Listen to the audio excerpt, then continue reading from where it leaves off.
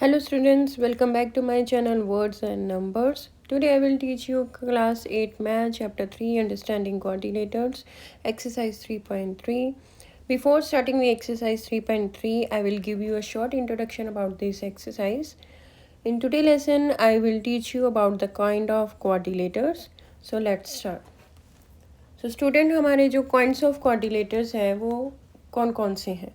तो सबसे पहले जो है वो है हमारा पैरेललोग्राम. ठीक है. What is parallelogram?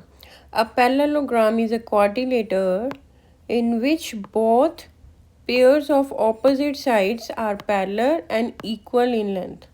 पैरेललोग्राम क्या होता है? जिसकी जो ऑपोजिट साइड हो वो पैरेलल भी हो और लेंथ में इक्वल भी हो.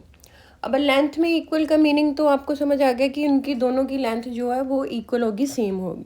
अब जो दो ऑपोजिट साइड्स पैरेलल है, पैरेलल का मीन ये होता है जैसे ये वाली है, ये वाली ऑपोजिट साइड आपस में जो क्या है लेंथ में भी इक्वल है और पैरेलल भी है. पैरेलल का मीन्स कि ये अगर हम इनको इंक्रीज करते जाएंगे ऐसे आगे इधर से या इधर से, ये एक दूसरे को इंटरसेक्ट नहीं करेंगी, पैरेलली ही रन करती जाएंगी. ठीक है.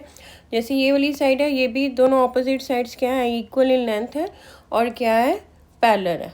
मतलब ये जब भी हम इनको इंक्रीज करते जाएंगे तो ये इंटरसेक्ट एक दूसरे को नहीं करेंगे. जैसे रेलवे ट्रैक्स होते हैं वो क्या होते हैं, पैरेलल होते हैं, एक दूसरे के पैरेलल रन करते हैं, वो कभी भी इंटरसेक्ट नहीं करते. तो इसी तरह से जो लाइंस जाके इंटरसेक्ट ना करें उसको हम पैरेलल बोलते हैं. ठीक है. अब इसकी प्रॉपर्टीज़ देख लेते हैं. Opposite sides are parallel. ठीक है.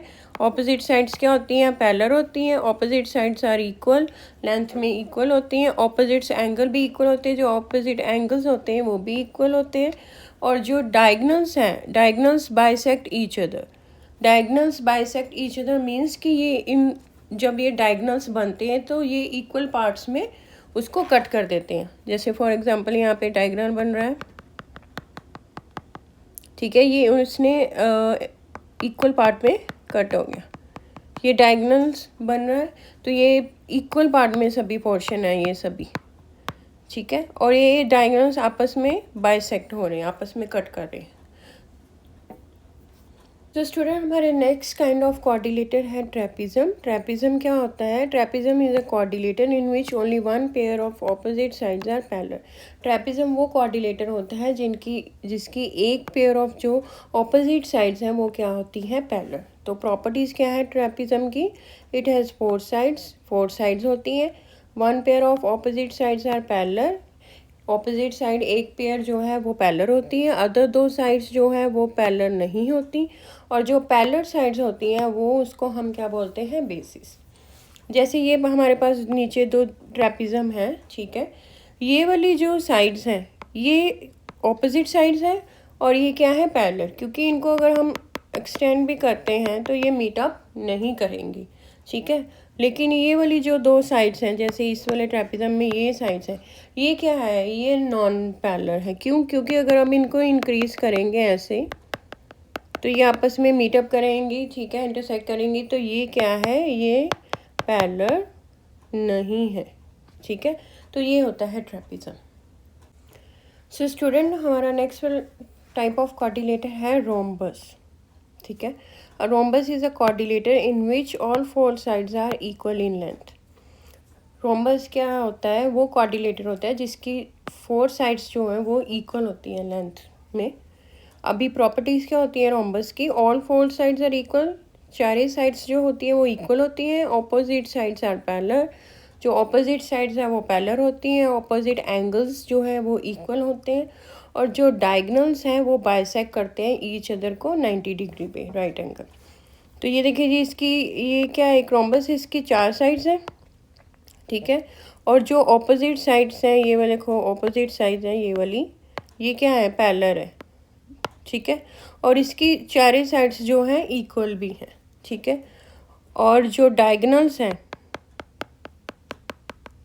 ये डायगनल्स ये एक दूसरे को बाइसेक्ट कर रहे हैं. बाइसेक्ट का मीन्स कि ये रोम्बस को एक इक्वल पार्ट्स में डिवाइड कर रहे हैं.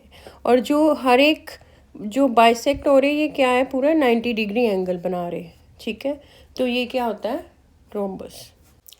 सो स्टूडेंट, हमारा जो लास्ट टाइप ऑफ कोऑर्डिनेटर है वो क्या है? काइट। काइट का तो आपको पता ही है, हम सभी काइट्स भी उड़ाते हैं, वो भी एक शेप है कोऑर्डिनेटर की। तो जो ये काइट क्या है, ये कोऑर्डिनेटर है जिसमें जो दो पेयर्स ऑफ एडजेसेंट साइड्स हैं वो इक्वल होती हैं। एडजेसेंट का मैंने ऑलरेडी आपको मीनिंग बताया। एडजेसेंट साइड्स वो होती हैं जो एक दूसरे के नेक्स्ट लाई करती हैं, ठीक है।